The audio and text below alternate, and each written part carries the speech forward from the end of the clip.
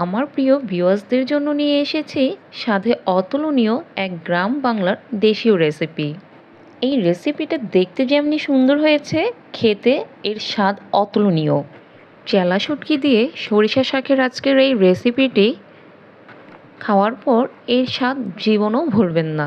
বারবার এই রেসিপিটি করে খাবেন। আর আজকের রান্নাটা কিন্তু সম্পূর্ণই পানি ছাড়া তৈরি করব। প্রতিটা রান্নারই কিন্তু একটা সিক্রেট দিক থাকে। তো আজকের রান্নাটা হবে পানি ছাড়া। তো কিভাবে আমি এই শাকটা রান্না করব সেটাই আজকে দেখে নিন। প্রথমে আমি সরিষা শাক নিয়ে নিয়েছি। একদম ফ্রেশ টাটকা শাকটাই নিয়েছি। আপনারা অবশ্যই চেষ্টা করবেন একদম ফ্রেশ টাটকা শাকটা দিয়েই এই রেসিপিটা করার। এখন শাকটাকে একটু বড় বড় করেই কেটে নিয়েছি। দেখেই তো বুঝতে পারছেন আমি কতটুকু সাইজে কেটে নিয়েছি। এখন ভালো করে পানি দিয়ে ধুয়ে পানিটা ঝরিয়ে নিয়েছি একটা ঝুড়িতে করে। এখন এই শাকটা রান্না করার জন্য লাগবে আমার শুকনা মরিচ, 3 কোয়া রসুন আর 2টা মাঝারি সাইজের পেঁয়াজ নিয়েছি। আমি এক মুঠো শাকে 4টা শুকনা মরিচ ইউজ করেছি। আপনারা আপনাদের টেস্ট অনুযায়ী মরিচটা কম বেশি দিয়ে নিতে পারেন। এইদিকে আমি পেঁয়াজ আর রসুনটা একটু কুচি কুচি করে কেটে নিচ্ছি। আরেকটা ব্যাপার খেয়াল রাখবেন, যে কোনো শাক রান্নায় ঝালটা একটু বেশি হলে সেটা খেতে আরও বেশি টেস্টি হয়।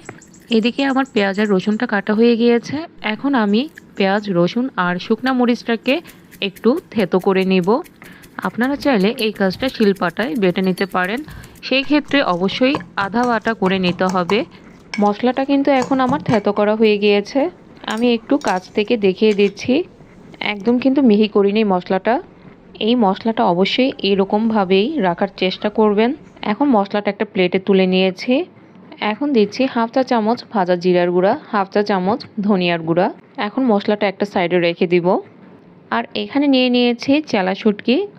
আমি আমার ইচ্ছে মতো শুটকিটা নিয়ে নিয়েছি।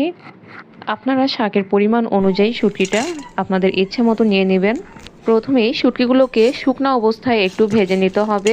শুকনো অবস্থায় শুটকিটা ভেজে নিলে শুটকিটা থেকে খুব সুন্দর একটা গ্রান বের হয় এবং খেতেও খুবই মজার হয়। তো আমি অল্প আঁচে 2 মিনিটের মতো শুটকিটা ভেজে নামিয়ে এর মধ্যে পানি দিয়ে দিলাম।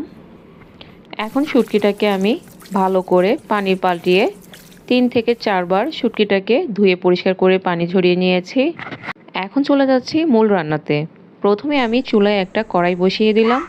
এতে আমি 3 টেবিল চামচ পরিমাণে তেল দিয়ে দিলাম। শাক এবং শুটকি রান্না একটু তেলটা বেশিই লাগে। তেলটা গরম হয়ে যাবার পর শুটকিগুলো দিয়ে প্রায় 30 সেকেন্ডের মতো ভেজে নিয়েছি। ভাজার পর যে মশলাটা করে রেখেছিলাম সেই মশলাটা দিয়ে দিলাম।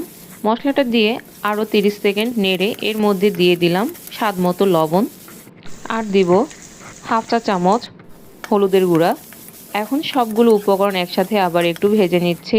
প্রায় 1 মিনিটের মতো শুটকি আর মশলাটাকে ভেজে নিয়ে এখন এর উপরে দিয়ে দিলাম ধুয়ে রাখা যে শাকটা ছিল সেই শাকটা। এই সময় চুলার আঁচটা অবশ্যই লো এবং মিডিয়াম আঁচের মাঝামাঝিতে রেখে শাকটাকে রান্না করে নিতে হবে। শুটকির সাথে শাকটাকে ভালো করে নেড়ে মিশিয়ে নিয়েছি। এখন ঢাকনা দিয়ে ঢেকে রান্না করে নিব। প্রায় 1.5 মিনিট পর আমি ঢাকনাটা খুলে শাকটাকে উল্টিয়ে পাল্টিয়ে নেড়ে ঢাকনা দিয়ে আবারও সিদ্ধ বসিয়ে দিলাম। আর এই দিকে কিন্তু শাক থেকে অনেকটাই পানি বের হয়ে এসেছে, যেটা থেকেই শাকটা সেদ্ধ হয়ে যাবে। আর দিয়ে দিলাম 2টা কাঁচামরিচ। এরপর আবার ঢাকনা দিয়ে ঢেকে ভালো করে শাকটা সিদ্ধ হওয়া পর্যন্ত অপেক্ষা করতে হবে। আর মাঝখান থেকে অবশ্যই শাকটাকে নেড়ে উল্টিয়ে পাল্টিয়ে দিতে হবে। এই তো দেখুন আমার শাকটা প্রপারলি সিদ্ধ হয়ে গিয়েছে। দেখলেনই তো কত সহজে এত মজার একটা রেসিপি তৈরি করে নিলাম। রেসিপিটি অবশ্যই বাসায় রান্না করবেন। আর রেসিপিটি ভালো লাগলে অবশ্যই লাইক, কমেন্ট, শেয়ার করবেন। সবাই ভালো